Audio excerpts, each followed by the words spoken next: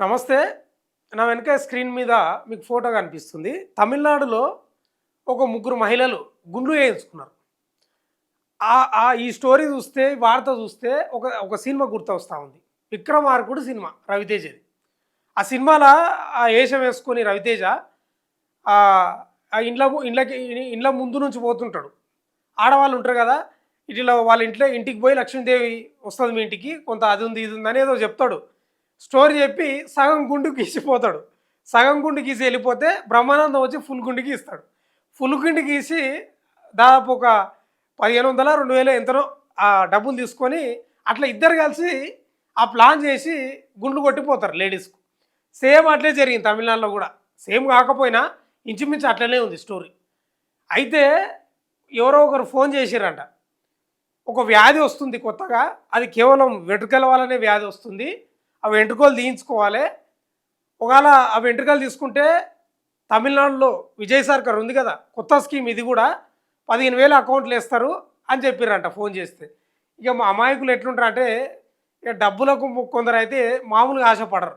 మరి వాళ్ళు ఇక వ్యాధి రాకుండా కొట్టించుకున్నారా, లేకపోతే ఆ స్కీమ్ కోసం కొట్టించుకున్నారా అనేది కూడా ఇక నవ్వు తెప్పిస్తూ ఉంది. గుండు కొట్టించుకున్నారు.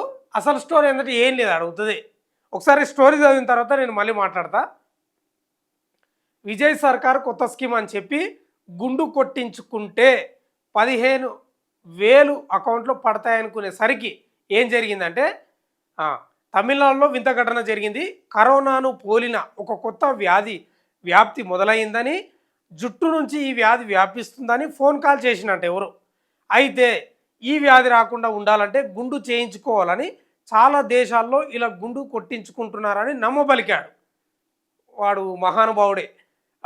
మరింత నమ్మకం కలగడానికి అలా గుండు చేయించుకున్న మహిళలకు ప్రభుత్వం 15,000 బ్యాంక్ అకౌంట్లో వేస్తుందని చెప్పాడు. అప్పటిదాకా నమ్మని మహిళలు డబ్బులు బ్యాంకు అకౌంట్లో వచ్చి పడతాయనగానే నమ్మేశారు. ఇది అసలు కథ. ఇది డబ్బులు ఇక ఇక డబ్బులు అందరికీ అవసరమే ఉంటుంది. అవసరం లేనోడు ఎవడు, కానీ ఇక కొందరికి ఉండకపోవచ్చు. వాళ్ళు ఉంటారు కదా సన్యాసులు, వాళ్ళకి ఏం ఉండదు. ఇక డబ్బుల మీద, కుటుంబాల మీద, వ్యవస్థ మీద పెద్దగా ఏం ఉండదు. వాళ్ళకి అవసరం లేకపోదు. చాలామందికి డబ్బుల ఆశ ఉంటుంది, కానీ ఏది చెప్పినా కూడా నమ్మేటోళ్ళకి ఇట్లుంటారు. చూడు, గుండు వేసుకుంటే 15 స్కీమ్ ఉంటుందని నమ్మించిండు. వానికి సెల్యూట్ చేయాలి నిజంగా. నమ్మించట మనం నిజంగా ఒక ఒక ఒక మాట మాట్లాడుకోవాలి. నేను కంటిన్యూ చేస్తా. కానీ ఇప్పుడు కొందరు నమ్మిస్తారు చూడు. ఇప్పుడు మంగ్లీ కేసుకు సంబంధించి కూడా కోట్లు పెట్టిండ్రు, లక్షలు పెట్టిండ్రు. వాళ్ళే కాదు, గతంలో కూడా ఉన్నాయి అట్లాంటి సందర్భాలు, వార్తలు. నమ్మించటోళ్ళు నిజంగా గ్రేట్. వీళ్ళు పెట్టుబడులు పెట్టుడో వాళ్ళని నమ్మడమో కాదు, నమ్మించటోళ్ళు నిజంగా చాలా గ్రేట్. ఎట్లా నమ్మిస్తారో, ఆ స్కిల్స్ ఏందో, ఆ మాటలేందో, ఆ కథ ఏందో, దానికి ఏమైనా ప్రత్యేకమైన కోర్సు ఉంటుందా ఏందో తెలియదు, కానీ నమ్మించటోళ్ళు మాత్రం నిజంగా చాలా గ్రేట్. వాళ్ళు ఎట్లాంటోళ్ళనైనా నమ్మించి డబ్బులు పెట్టుబడి పెట్టించేటోళ్ళు, ఇట్లా గుండ్లు కొట్టించేటోళ్ళు చాలామంది ఉన్నారు. వీడు కూడా నమ్మించిండు, మంచిగా నమ్మించి నున్నగా గుండు కొట్టించిండు. ఎక్కడ అలా గుండు చేయించుకున్న మహిళలకు ప్రభుత్వం 15,000 బ్యాంక్ అకౌంట్లో వేస్తుందని చెప్పాడు. అప్పటిదాకా నమ్మని మహిళలు డబ్బులు బ్యాంక్ అకౌంట్లో వచ్చి పడతాయనగానే నమ్మేశారు.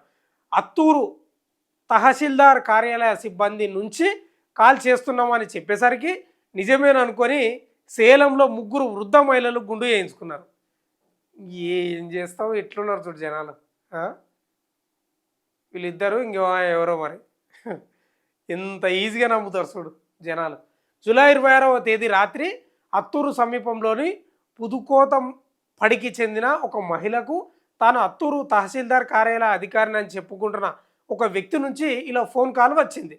పుదుకోతంపడి నివాసితులకు పరిమిత సంఖ్యలో మాత్రమే టోకెన్లు అందుబాటులో ఉన్నాయని, ఈ పథకాన్ని వినియోగించుకున్న వారు అత్తూరు తాలూకా కార్యాలయం నుంచి డబ్బు తీసుకోవచ్చని ఫోన్ చేసిన వ్యక్తి చెప్పాడు. ఆ పథకం నిజమైనదని నమ్మించడానికి గుండు చేయించుకున్న మహిళలు 500 నోట్ల కట్టల ఫోటోలు ఉన్న వాట్సాప్ సందేశాలను అదే నెంబర్ నుంచి ఆ మహిళకు పంపాడు. ఆ సందేశాలు నిజమైనవేనని నమ్మి ఆమె ఆ సమాచారాన్ని తన ఇరుగు పొరుగు వాళ్ళతో పంచుకుంది. ఇది అసలు కథ. ఇప్పుడు ఇది చూడు. ఇదంతా నిజమని నమ్మి చిత్ర 63 ఏళ్ళు ఉన్నాయంట. రమయి 62 ఏళ్ళు, కావేరి ముగ్గురు దోస్తులు ఉన్నట్టు వాళ్ళు ముగ్గురు. కావేరి అనే ముగ్గురు మహిళలు స్థానిక సెలూన్‌కు వెళ్లి గుండు చేయించుకున్నారు. తర్వాత సదరు వ్యక్తికి కాల్ చేశారు. ఆ మొబైల్ ఫోన్ స్విచ్ ఆఫ్ చేసి ఉండడంతో మోసపోయామని గ్రహించారు.